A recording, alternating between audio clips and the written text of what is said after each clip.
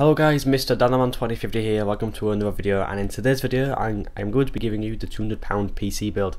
Now this is a gaming build, and I'm just going to say it isn't going to be absolutely brilliant because it is £200, it's quite a low budget for a gaming PC, but it will play most games relatively okay.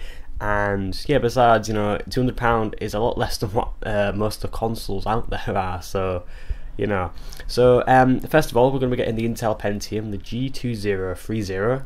This is the 3 GHz. This is the Ivy Bridge socket LG1155 processor, and yeah, I just chose this one because it's a little bit faster than the AMD one. It's a little bit more expensive, but it's faster, and it's you know, it's based on the 22nm manufacturing process, and this CPU for the price of £42 is relatively cheap.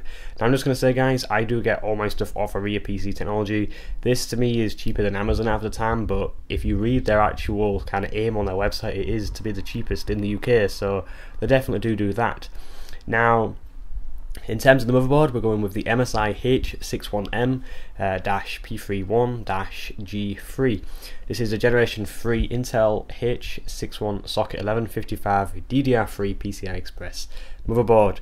It is, yeah, it supports the processor, the Intel Pentium, and it's got 6 USB 2s, it's got 4 SATA 3 gigabits, and it's just got all the stuff that you would need. It's actually got 8 channel HD audio, so it's pretty good for 38 quid. To be honest, you cannot really get better than this, and it's got all solid capacitors, and it's good because you have the UEFI BIOS interface, which is really good, and that's something good about MSI, I suppose.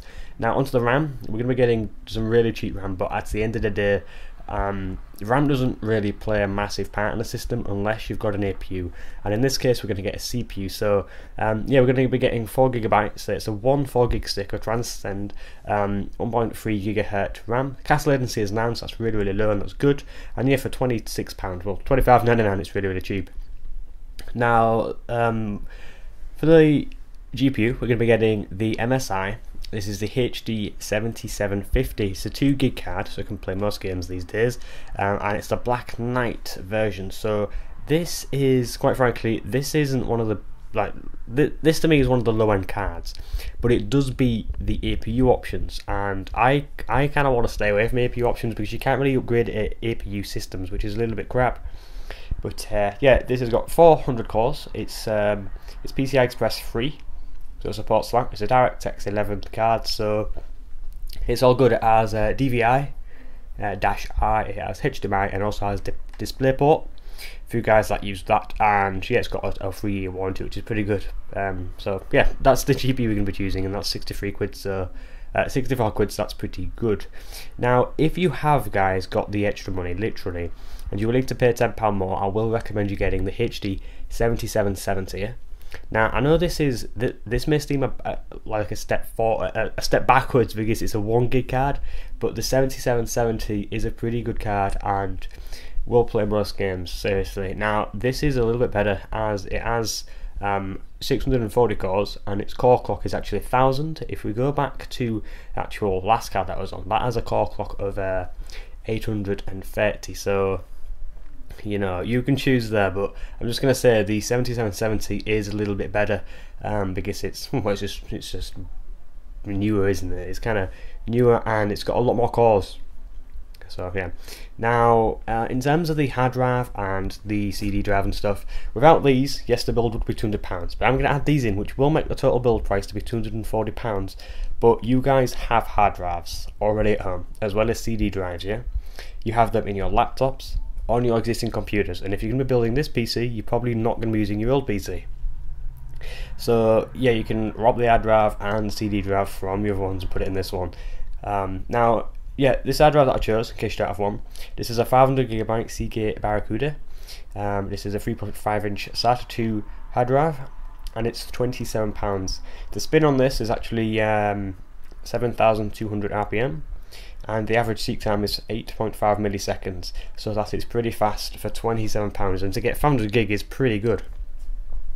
Now in terms of the case, we're going to get in the Sharkoon VS3-S. This is the green yeah, the green version of their black Midi gaming tower case thing.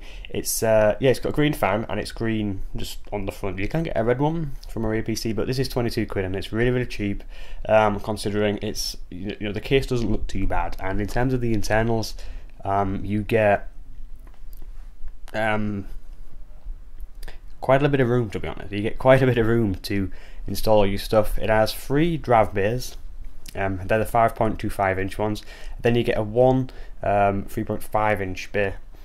Now, in terms of the internal mounting area, you get 2 3.5 inches and 1 2.5 inches here. That's your hard drives and your SSDs. Then you get 1 3.5 inch and 2 2.5 inches for your hard drives and SSDs. Yeah, well, that's all. I mean, I kind of said and there, but you can have about 2 3.5s or 1 2.5, or you can have 1 3.5 and 2 2.5s. So you can kind of have 2 CD drives and a hard drive, or 2 hard drives and a CD drive. Hope that's kind of cleared that up.